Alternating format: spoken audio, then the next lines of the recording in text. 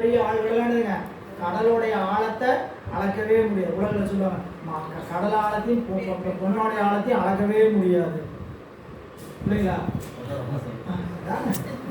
ஆழத்தையும் அளக்கவே முடியுமா? மனசை ஆழத்தையும் அளக்கவே முடியாதுன்னு சொல்லுவாங்க. அப்படி கடல் அளக்க முடியாத அப்படிப்பட்ட கடல். இன்னொன்று உரையாசிரியனுடைய தனித்தன்மை திருவள்ளுவர் உணர்த்திய நிலையில சொல்றார். வருணன் நீண்ட காலமாக தவம் செய்து நம்முடைய அப்பர் பெருந்தகையை தான் சுமக்க கிடைக்கக்கூடிய கடல் இந்த கடல். வருணன் தவம் செய்தான்னு சொல்ல போறாரு. அதை குறிக்கிறதுக்காக இந்த கடல் எப்படிப்பட்ட கடல்? அருமையான கடல். இப்போ நான் புரிஞ்சுக்கிற மாதிரி வச்சுக்கோங்க. இந்த வாகனம் பேரு பெற்று இருக்கிறது சரிங்களா? பெருமையுடைய வாகனம். ஏங்க எங்க பெரிய குருநாதர் இந்த வாகனத்துல வந்துட்டு போனது சரிங்களா? அப்போ இந்த வாகனத்திற்கான தனித்தன்மை என்ன ஆகுது? உயர்கிறது அல்லவா? அப்ப என்ன சொல்றாரு? இந்த தவத்தை வருணன் செய்தான். எதற்காக? நீண்ட நாட்களாக ஒரு தவம் ஏற்றி கொண்டிருக்கிறான். அந்த தவம் நிறைவேறுவதற்கான கடல் இந்த கடல். ஒப்பரும் கடல், ஒப்பரும் ஆழ்கடல் புக்கு, உப்பரும் ஆழ்கடல் புக்க உரைப்புடைய மெய்த்தொண்டர். அது எப்படி படிக்கணும் அப்படின்னா, மெய்த்தொண்டர் உரைப்புடைய. நம்முடைய நாயனார் மெய்த்தொண்டர் எப்படி பூந்தார்? உரைப்போடு அங்க இருக்கிறார். அவரை நீங்க பின்னாடி எம்பிரான் அப்பூதியடிகளுடைய வரலாற்றை படிக்கும்போது நாம் பார்க்க இருக்கிறோம். இதுக்குள்ளே வரும். அப்புறம் அப்பூதியடிகளுடைய வரலாற்றை சொல்லும் பொழுது நம்முடைய நாயனார் போய் அப்பூதியடிகளுடைய இல்லத்தின் முன்னால் நின்று திருச்சிற்றம்பலம் அப்படின்னு அழைத்து அவர் அறிமுகம் செய்ய போறார் சரிங்களா? ஊருக்குள்ள போறோம், பார்த்துட்டு வர எல்லா இடத்துலையும். அப்ப திருநாவுக்கரசர் தண்ணீர் பந்தல், திருநாவுக்கரசர் தர்மச்சாலை என்று பலவாறு பார்த்துட்டு இவருக்கு உடலெல்லாம் ஒரு நடுக்கம் கூச்சம். அப்புறம் என்னதுங்க என்ன இப்படி பண்ணியிருக்கிறாங்களே, பெருமையாலாம் நினைக்க மாட்டாங்க. என்ன நினைச்சுக்குவாங்க? இதெல்லாம் இப்படிலாம் பண்ணிட்டாங்களே அப்படின்ட்டு அப்பூதியடிகளோட இல்லத்துல அவர் மனைவியார் வராங்க. அப்புறம் அவருடைய கணவராக வரார். அடியார் யாரோ வந்திருக்கிறார் என்று உரிய அந்த மரியாதையெல்லாம் செய்ய, ஐயா நீங்கள் ஐயா பேசிட்டு இருக்கும்போது கேட்கிறார், ஐயா நீங்கள் அமைத்திருக்கக்கூடிய அறச்சாலைகளுக்கெல்லாம் உங்கள் பெயரை இடாமல் வேறு ஒரு பெயரை இட்டிருப்பது ஏன் அப்படின்னு கேட்கிறார். அப்படி சொன்னபோது அவர் சொல்றாரு, இறைவனுடைய கருணையினால் உரைப்பின் தன்மையினால் வென்றவரையோ வேறு ஒருவர் என்று கூறுகிறார். மெய்த்தொண்டின் உரைப்பினால் வென்றவர் தம்மையோ வேறு ஒருவர் என்கிறார். நீ வீர் யார்? எங்கிருந்து வருகிறீர்? மங்களமாம் கோலம் கொண்டீர். நீர் யாருப்பா? சிவனடியார் வேடத்தில் இருக்கிற. எங்கிருந்து வர? தமிழ்நாட்டிலிருந்து வரையா? ஏன் தமிழ்நாட்டிலிருந்து வந்தா எங்க சுவாமிகளுக்கு தெரியாம அடியாருக்கு கண்டிப்பா இருக்கிறதுக்கு வாய்ப்பே இல்லை. நீங்க எந்த நாட்டிலிருந்து வரீங்க அப்படின்னு சொல்லும்போது ஒரு சுவாமி பின்னாடி சொல்லுவார், அதாவது நீங்க சொல்லக்கூடிய அந்த பெருமைக்கெல்லாம் உரிய சிறியவன் நான் தான் இல்ல. உரைப்பின் தொண்டினுடைய உரைப்பினால் வென்றவர் தம்மை. தொண்டினுடைய உரைப்பு என்னங்க? தொண்டினுடைய உரைப்பு. தொண்டில் என்ன உரைப்பு இருக்கணும் அப்படின்னு கேட்டீங்கன்னா, தொண்டு செய்கின்ற காலத்தில் எந்த விதமான சூழல் வந்தாலும் தொண்டிலிருந்து வலுவாறு செய்வதற்கு உறுதிப்பாட்டோடு நீங்க எந்த வகையான தொண்டு எடுத்துட்டீங்கன்னாலும் சரி, இறைவனுக்கு செய்யக்கூடிய தொண்டு சிறியதாக இருக்கக்கூடிய தொண்டாக எடுத்துக்கிட்டீங்கனாலும் சரி, பெருசா எடுத்துக்கிட்டீங்கனாலும் சரி, ஒரு தொண்டை செய்தால் அந்த தொண்டு கடைசி காலம் மூச்சுள்ள காலம் வரை நாம் விலகாமல் செய்யும். அது எந்த சூழல் வந்தாலும் சரி. நீங்க அதை எதை எடுத்துக்கிறீங்க? சாமிக்கு தினந்தோறும் 2 பச்சிலை பறிச்சு வைக்கிறதுங்க அப்படின்னு வச்சுக்கிறீங்க.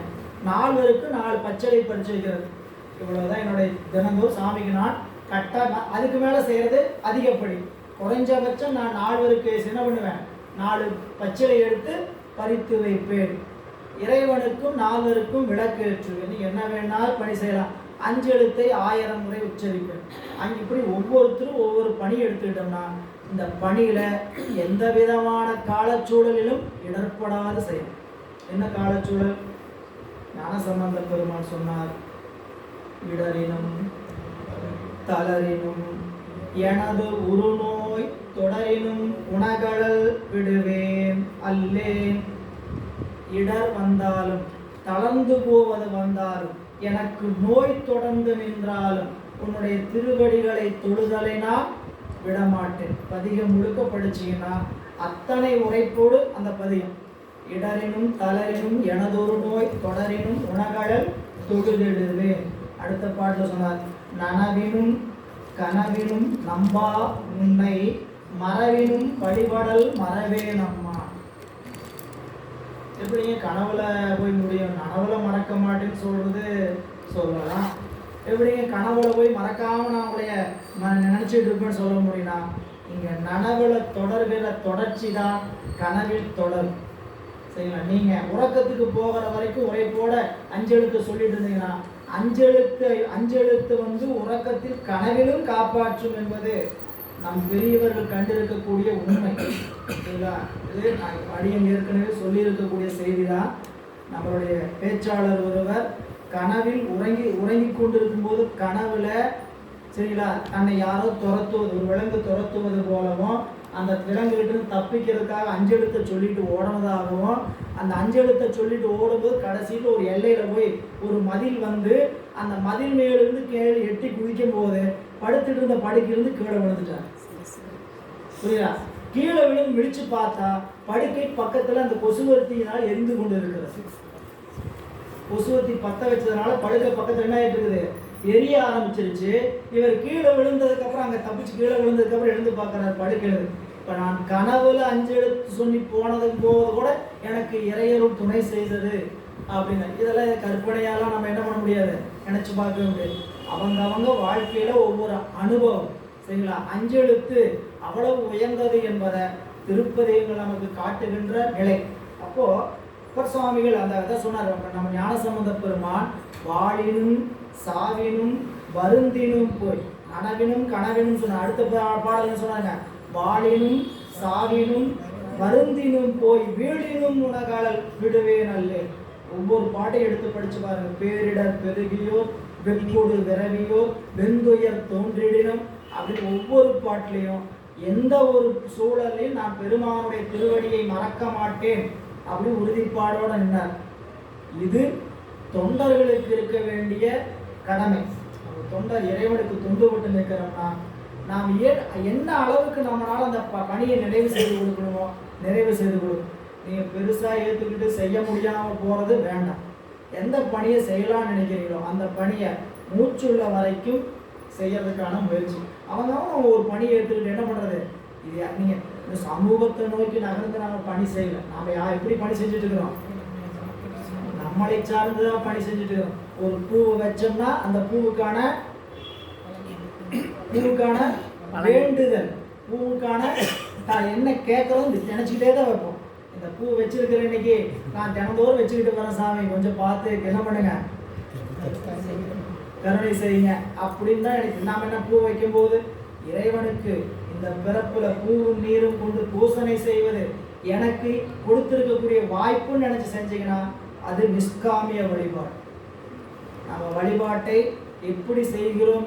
இப்போ நம்ம கேட்டாலும் கேட்கலினாலும் இறைவன் கொடுத்துக்கிட்டே இருப்போம். இறைவன் கேட்டால் கொஞ்சம் அவசரமாக கேட்டோம்னா தப்போ சரியா, சரி வச்சு அனுபவிங்க ராஜா அனுபவின்றார். சரிங்களா? நீங்கள் தப்போ சரியில்லை, அவர் ஏன் நீ தான் ரொம்ப விருப்பப்பட அந்த பொருளை கேட்குறீ, என்ன பண்ண முடியும்? அனுபவியும் கொடுப்பார். ஆனால் நம்மளுக்கு அதுக்கு என்ன வேணும்னு கேட்டிங்கன்னா மிகுந்த தைரியம் வேணும். இறைவன் பார்த்துக்குவாரியா, எதா இருந்தாலும் அவர் பார்த்துக்குவார். சரி, எனக்கு என்ன வேணுங்கிறது அவரை என்னை விட அவருக்கு தான் நல்லா தெரியும். நம்ம என்ன பண்ண முடியும்? அவர்கிட்ட விட்டு நிற்க முடியுமான்னு கேட்டிங்கன்னா நம்மளுடைய அறியாமையுடைய இந்த அறிவு என்ன பண்ணுன்னு கேட்டிங்கன்னா நாம் முடிவு பண்ணியிருக்கலாமோ, இந்த விஷயத்தை நாம் முடிவு பண்ணியிருக்கலாமோ அப்படின்னு ஒவ்வொரு விஷயத்துக்கும் நாம் தான் நம்ம அறிவை செலுத்திக்கிட்டு இருக்கோமே தவிர இறைவன்கிட்ட விட்டு நிற்கிறது மிக மிக குறைவு. நம்ம பெரும்பாலும் எல்லாருக்கும் அந்த வாய்ப்பு கிடைப்பதில்லை. விட்டு நின்றால் மிகச்சிறப்பு. இல்லை வாழினும் சாவினும் எது வந்தால்தான் பட்டினத்தடிகள் வடகோடு உயர்ந்தென்ன தென்கோடு தாழ்ந்தென்னு ஒரு உறுதிப்பாட்டோடு நின்றார். அதுதான் ஞானிகளுடைய நிலைமை. நம்மளுடைய நிலைப்பாடு என்னென்னா நாம் இன்னும் பிடிச்சிக்கிட்டே தான் இருப்போம். நம்ம என்ன பண்ணுவோம்? எல்லா செயலுக்கும் நான் தலைவன், நான் எஜமானன் அப்படின்னு நினைப்பு இருந்துக்கிட்டே இருக்கும்.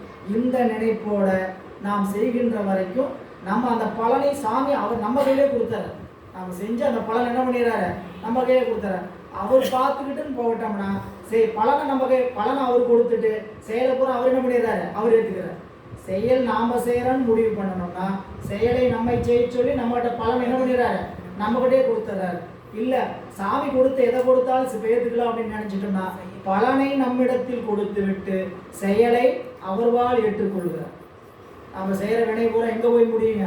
சிவபெருமான் திருவடிக்கு தான் போய் சேருமே தவிர நம்மை வினை தாக்கவே தாக்காது. ஏகனாகி இறைவனை நிற்க வேண்டும். எனவே உரைப்புடைய தொண்டராகிய நம் நாயனார் தாமும் எப்பரிசு ஆயினும் ஆக ஏத்துவன் எந்தையை. எப்பரிசு ஆயினும், எப்பரிசு ஆயினும் அப்படிங்கிறது என்ன கேட்டீங்கன்னா, என்ன நிலை வந்தாலும் எக்கோலம் கொண்டால், எது வந்தாலும் சரி இறைவனுடைய திருவடியை ஆகுவதற்கு என்னவோ அதற்கான முயற்சியை செய்து வழிபாடு செய்யும். புரியுங்களா? நமக்கு எதுங்க உறுதிப்பாடு? நம்ம பெற வேண்டிய உறுதிப்பொருள்னு சிவம். சிவத்தை பெறுவதற்கு என்ன வழி இருக்கு இந்த உலகத்தில்? அதையெல்லாம் செய்யலாம். இப்போ மற்ற வேலையெல்லாம் செய்ய வேண்டாமா? வாழ்க்கை என்றால் கடமைகளை தவற விடுவதல்ல வாழ்க்கை. நம்ம சிவபெருமான கும்பிடுறதுங்கிறதுக்காக நம்மளுடைய வாழ்க்கையில கடமைகளெல்லாம் உதறி தள்ளிட்டு போறதுல வாழ்க்கை. நாம் ஒன்றும் துறவிகளாக போறதுக்கு உலகத்துல இப்போ இந்த நிலைமையில இல்லை. ஆனால் கண்டிப்பாக ஒவ்வொருவரும் நம்மளுடைய செயல்பாட்டை செய்யும் பொழுது கடமைகளை முழுமையாக செய்து, அதை விட உயர்ந்த கடமை சிவபெருமானை தொழுது இந்த பிறவியில வீடு பெற்றை அடைந்தே தீர வேண்டும். இந்த பிறவில அடைய முடியாம வேற எந்த பிறவில அடைய முடியும்? இப்ப நாம் அப்படி நினைச்சுட்டு தான் வழிபாடு செய்யணும். கிடைக்குமா கிடைக்காதா? நாம செஞ்சிருக்க பாவத்துக்கெல்லாம் பட்டியல் போட்டோம்னா பாவக்கணக்கு அளவில்லாமல் அடுக்கல் கீழ் கிடக்கணும். பின்னுற அடுக்கிய விரைவில் வெவ்வளவு உண்ணிய புகிழவை ஒன்றும் இல்லையா? செஞ்சு வச்சிருக்கிற பாவக்குயில் எண்ணற்றது. செஞ்சு வச்சிருக்கிறதே எண்ணற்றது. இங்க செஞ்சு இன்னும் நாம் என்ன பண்ணிட்டு இருக்கோம்? சும்மா லோட ஏற்றிக்கிட்டே இருக்கிற வண்டியில் ஏற்றுங்க நான் தாங்குவேன் நாம் என்ன பண்ணுறோம்? கொண்டு ஏற்றிக்கிட்டே இருக்கிறோம். அதெல்லாம் இந்த வினைக்கான பிறப்பை கழிக்க வந்திருக்கக்கூடிய நாம் சிவபெருமானுடைய திருவருளை அடைவதற்கான வழி எது? மணிவாசல் பெருமான் ரொம்ப அருமையா சொன்னார். ஆமாறு உன் திருவடிக்கே அகங்குளையே அன்பு உருகே பூமாலை புனைந்து ஏத்தேன் புகழ்ந்து உரையேன் புத்தேளிர் கோமானின் திருக்கோயில் தூகேன் மெழுகேன் புத்தாடேன் சாமாரே விழைகின்றேன் சதுராலே சார்வானே. ஆமாறு ஒன்று இருக்குது, சாமாறு ஒன்று இருக்குது. நாம் எந்த வழியா போமாறு? நாம் எந்த வழியா போமாறு? இப்போ போயிட்டு இருக்கிற போமாறு பார்த்தா சாமாறு தான் போயிட்டு இருக்கு. புரியல? உலகுக்கு பூரா பாலுக்கு நீர் இறைத்தேன். அவன் எவ்வளோ அழகாக சொல்றேன். சாமி நான் விழலுக்கே நீர் இறைத்தேன். சும்மா வெட்டியா இவ்வளோ நாள் என்ன பண்ணிட்டேன்? வாய்க்காலுக்கு இறைச்சிருந்தா கூட பரவாயில்ல, பூரா பள்ளத்துக்கு இறைச்சி வீணா போயிட்டேன். வாய்க்காலுக்கு இறைக்காம எப்படி இறைச்சிருக்கிறேன்? பள்ளத்துக்கு. அவன் சொல்லும் போது அவ்வளவு வருத்தப்பட்டியான்னு கேட்டீங்கன்னா, 40 ஆண்டுகள் பெருமானை பிரிந்திருந்து நல்ல குடும்பத்தில் பிறந்த நல்ல வாய்ப்புகளை எல்லாம் பெற்று 40 ஆண்டுகள் பெருமானை பிரிஞ்சு நம்ம போயிட்டோமே அப்படின்னு அவருக்கு என்னதுங்க வருத்தம். அதனால என்ன பண்ணாருன்னு கேட்டீங்கன்னா, பாலுக்கே நீர் இறைத்தேன். ஏழை தொழுமனின் எத்தனையோ காலமெல்லாம் பாலுக்கே நீர் இறைத்தேன் பரம்பரனை பணியாதினார். அவரு விழலுக்கே நீர் இறைத்தேன்னு சொன்னார். இல்லை, பாலனாய் கழிந்த நாளும் பனிமலர் கோதைமார் மேலனாய் கழிந்த நாளும் மெலிவொரு மூப்புடு கோலனாய் கழிந்த நாளும் குறிக்கோளிலாதே கெட்டு. குறிக்கோளிலாதே நம்ம குறிக்கோள் என்ன? குறிக்கோள் நம்ம ஒவ்வொருத்தரும் ஒரு குறிக்கோள் வச்சுக்கலாம். குறிக்கோள் அடைஞ்சா வாழ்க்கை முடிஞ்சிருச்சா? எல்லாருக்கும் ஒரு குறிக்கோள். என்ன குறிக்கோள்? திருமணம் ஆச்சுன்னா குழந்தை பெற்றோமா, குழந்தைய வளர்த்தனமா, அவங்களுக்கு கல்யாணம் பண்ணி வச்சோமா, அப்புறம் அதுக்கப்புறம் வளர்ந்தோமா, சொத்தை சேர்த்தோமா. சரி, என்னதான் நம்மளுடைய எல்லை? நம்மளுடைய சென்று சேர வேண்டிய எல்லை என்ன? இப்படியே வந்தோம், சம்பாரிச்சு வாழ்ந்து சேர்த்து வச்சுட்டோம், எல்லாம் செய்ய வேண்டியதாக செஞ்சாச்சு. இனி முடிவு என்ன? இப்போ எங்கே போய் எப்போ போய் அந்த அறிவு வரும்னு கேட்டிங்கன்னா, என்னமோ நானும் வாழ்ந்துட்டேங்க, அப்படின்னு சொல்லி 4 வயசு வளர்ந்துருச்சு என்ன சொல்லுவோம்? 4 வயசு வளர்ந்துருச்சு அப்படின்னு சொல்லுவோமே தவிர, இப்போ கிடைச்சிருக்கிற வாய்ப்பை முழுமையாக பயன்படுத்திட்டோமான்னு கேட்டால் இல்லை. எப்பரிசாயினும் ஆக ஏற்றுவோம். எப்பரிசுனானுங்க எந்த சூழல் இருந்தாலும், மாறியினும் பணியும் என்ன சூழலாக இருந்தாலும் பெருமானுடைய திருவருளை நாம் பெறுவதற்கு காலம் நேரம். ஏன்னு கேட்டீங்கன்னா, பூஜை பண்ணணும், சாமி கும்பிடணும்னா அது காலையிலங்க ஒரு 1/2 மணி நேரம் என் பூஜை அறையில் பண்ணிடுவோம், அவ்வளோதான். அதுக்கப்புறம் சாமி நினைச்சா அவர் ஏன் நினைக்கிறேன்னு கேட்பாரு என்ன? வீட்டில் இருக்கிறவங்க கூட கேட்பாங்க, கணவன் மனைவியோட பொழுதுனைக்கும் எங்கிட்ட என்னையே கூப்பிட்டு இருக்கிறீங்க, என்னை பார்த்தாலும் எப்போ பார்த்தாலும் என்னை தான் வேலை சொல்லுவீங்களா அப்படின்னு அவங்க வேணா கேட்கலாம். என்ன பார்த்தாலும் உனக்கு நான் தான் கிடச்சினா அப்படின்ட்டு சாமி அப்படி நினச்சி சொல்லுவாரா என்ன? ஏன்னா என்ன பார்த்தா அஞ்சு சொல்லி என்னை எப்போ டிஸ்டர்ப் பண்ணிட்டு இருக்கிற நீ, இன்னும் நான் உனோட தொந்தரவு தாங்க முடியலன்னு சொல்லிட்டு இருக்கிறாரு. ஆனந்தம் நமக்கு தான். பெருமானுடைய திருவருளை நினைக்க ஆனந்தம். திருவருளோடு இருந்த நேரத்தில் சிந்திச்சு பார்த்தீங்கன்னா, அடாடா இவ்வளோ நேரம் நம்ம அந்த அமைதியான சூழலில் பெருமானை தியானித்து இருந்தோமே, நமக்கு எவ்வளவு அந்த வாய்ப்பு கிடைச்சிருந்துன்னு நினைக்கிறோம். அதுவே உலகத்தோட நீங்கள் இங்கிருந்து தாண்டி வெளியே போயிட்டு வந்தோம்னா வீட்டுக்கு வந்து சேர்ந்தா பாப்பா வெளியே ஏண்டா போயிட்டு வந்தோம் தான் இருக்கிறத தவிர சந்தோஷமா போயிட்டு வந்தோன்னா இருக்குது. சரிங்களா, வண்டியை ஓட்டி போயிட்டு வந்து இந்த கூட்டத்தில் எத்தனை பேர்த்துக்கிட்ட போராடி வீட்டுக்கு வந்தால் சந்தோஷமா இருக்குது. இந்த வீட்டுக்கு வந்தாவே சந்தோஷமா இருக்கு. இவ்வளவு பிரச்சனையை விட்டுட்டு இந்த வீட்டுக்கு வந்தாவே சந்தோஷமா இருக்கு. சரி, இந்த வீட்டில் இருக்கிற பிரச்சனையெல்லாம் விட்டு அந்த வீட்டுக்கு போனோம்னா இல்லை. அதனாலதான் அது வீடு பேர். விடுதல் பெறுதல். எதை விடுதல்? எல்லாவற்றையும் விடுதல். எதை பெறுதல்? சிவத்தை மட்டுமே பெறுதல். விடுதல் எது? எல்லாவற்றையும் விடுதல். பெறுதல் எது? சிவத்தை மட்டுமே பெறுதல். அதுதான் வீடு வேற்றுக்கான அருமையான ஒரு நிலைப்பாடு. எனவே இங்க சொல்றார், எப்பரிசு ஆயினும் ஆக ஏற்று. அந்த ஆகங்கிற வார்த்தைனா இறைவனை சென்றடைவதற்கு என்ன வாய்ப்போ அதை நான் செய்வேன். எது செய்யணும்? ஆமாறு. அவர் என்ன செஞ்சார்? ஆமாறு எல்லாம் செஞ்சார். செஞ்சவர் என்ன சொல்றார்? ஆமாறு உன் திருவடிக்கே அகம்புலையே அன்பு உருக.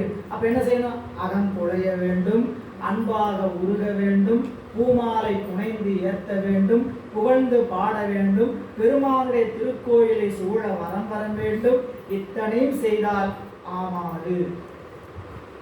இல்ல இதை விட்டுட்டு வேற எங்கேயாவது போய் சுத்திட்டு வந்தா போமாறு, சாமாறு. அப்போ இதெல்லாம் ஒரு பாடல் இல்லை, எவ்வளவோ பாடல் நமக்கு அறிவுறுத்துறாங்க. அப்போ நம்மளுடைய அப்பர் சுவாமிகள் அந்த உறுதிப்பாட்டோடு செவ்விய உள்ளமுடையவராய் எப்பரிசாயினுமாக ஏத்துவன் எந்தையை என்று என்ன செய்தாங்களாம்? செப்பிய வண்டமிழ் தன்னால் சிவன் அஞ்செழுத்தும் துதிப்பார். ஏங்க, சிவபெருமானத்தான ஏத்தனை சொல்லிட்டு பாட ஆரம்பிச்சாரு. அப்புறம் எனக்கு அஞ்செழுத்தை சொல்லுவாருன்னு சொல்றீங்க. உரையாசிரியருடைய நுட்பம் என்ன? செப்பிய வண்டமிழ் தன்னால் சிவன் அஞ்செழுத்தை துதிப்பார்.